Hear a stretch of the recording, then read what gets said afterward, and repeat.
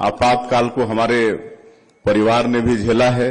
हमारे बड़े पिताजी स्वर्गीय श्री नरहरि प्रसाद साई जी 19 महीना वो भी जेल में रहे और जब इमरजेंसी के बाद चुनाव हुआ तो रायगढ़ से सांसद भी चुने गए और मोरारजी भाई देसाई की सरकार में केंद्रीय राज्य मंत्री भी थे और बहुतों को भी हमने देखा है। आपातकाल में जो बंद थे उनके घर में कैसी मजबूरी थी, चूल्हा नहीं जलता था, उनके बच्चों का भविष्य बर्बाद हुआ।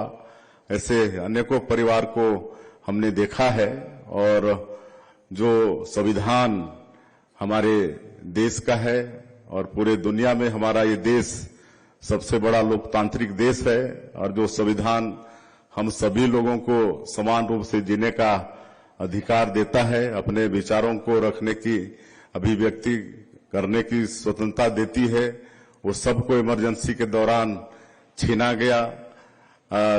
मीडिया जो लोकतंत्र का चौथा स्तंभ होता है उसमें भी सेंसरशिप लगा दिया गया। ये सब सारी बातें हमारे पूर्ववक्ताओं से आप सब लोगों ने सुनी है, मैं उनको दोहराना नहीं चाहूंगा।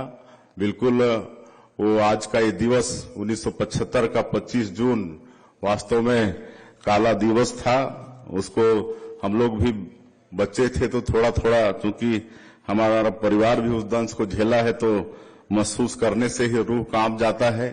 सामूहिक नसबंदी होते थे, जहां काम कर रहे होते थे वहां गाड़ी से उठाकर नसबंदी करा दिया जाता था।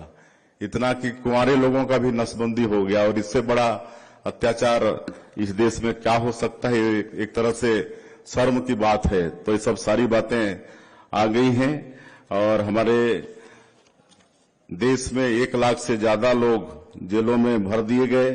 छत्तीसगढ़ में भी करीब 1,500 लोग जेलों में भरे गए, जिसमें सच्चिदानंद उपासने आज हम लोगों के बीच हैं, जिन्होंने 19 महीना जेल में काटा है।